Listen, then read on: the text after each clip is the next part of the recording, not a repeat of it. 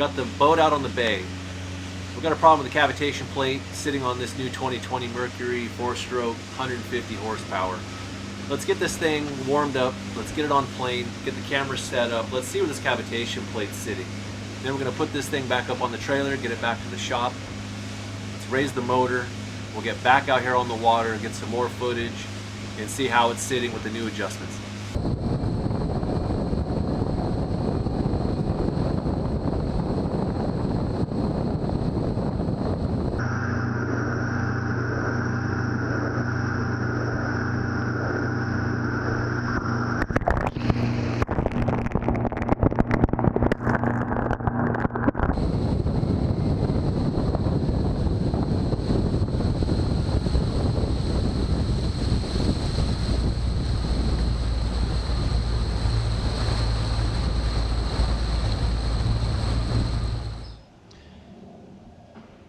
Alright, it's the next day.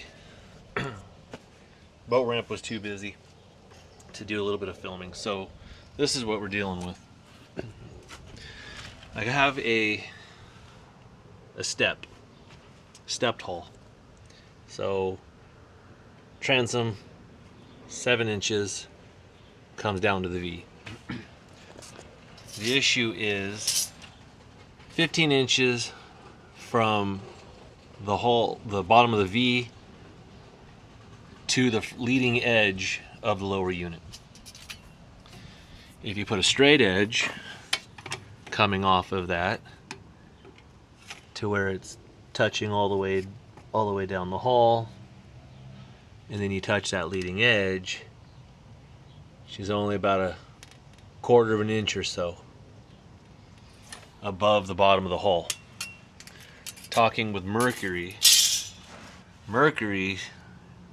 says 1 inch up for every 3 inches of modified tunnel. So that puts us at roughly, 2 1/4 or so inches.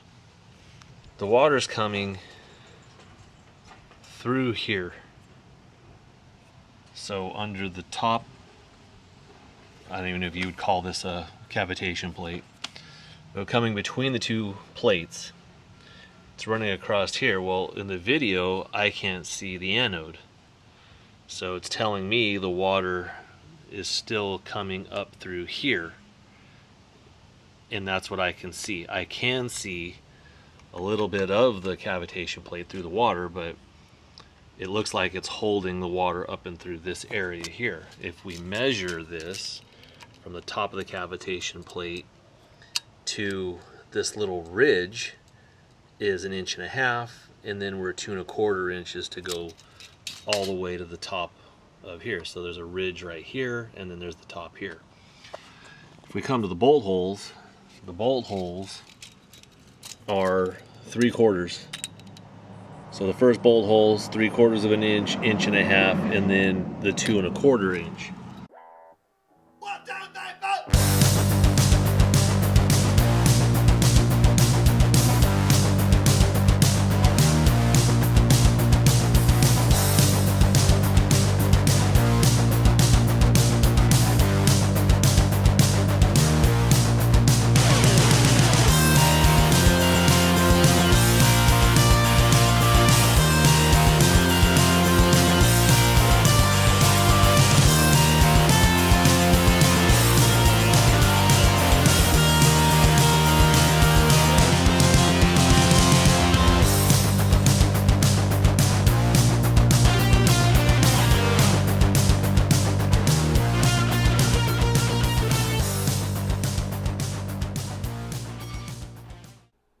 So during this time lapse, I'm taking off that beauty plate. I've been getting a little bit of water into the bilge, so I wanted to see what that seam looked like, and then just to reseal that beauty plate in there. So as you can see coming up, there's actually going to be some breaks in the epoxy that was gluing the two pieces together. I ended up just mixing some epoxy, putting it back in the hole, cleaning up the plate, and then just resealing it up. As you can see, it's getting late here. starting to get dark, bringing out the lights. All I'm doing is just putting 4200 on the bolts, on the threads, and then just bolting it back down. Nothing major. I don't want to make this video too long.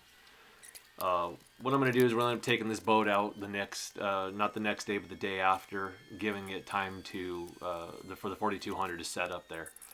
So we're going to move over to the next clip, and I'll be taking back out at San Diego Bay, and we will go and look at the footage for that and make a judgment call and see if she needs to go up to the 4th hole or if she is fine sitting at the 3rd hole that we are. Alright, here we are, guys. So gonna take it out. Just dropped it in. It got dark on us. I had a bolt that was the wrong size, had to make a run back down to the store and get another bolt. So it turned into a fiasco there. But here it is, raised up 1.5 inches.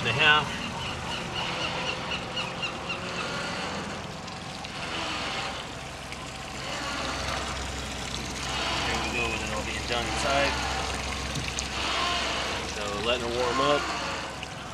Gonna take her out and let's see if it made a big difference or not, or if we got to go up another hole or what. So let me get you into the suction cup mount and we'll take her for a run.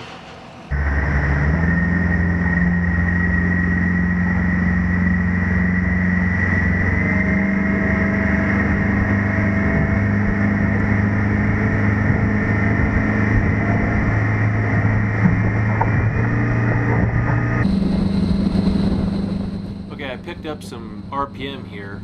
The wide open throttle was 5,800 RPM doing 45.6 miles an hour. It still looks like it's a little bit under the water, but I'm going to trim up here and then you'll actually be able to hear that it starts ventilating a little bit.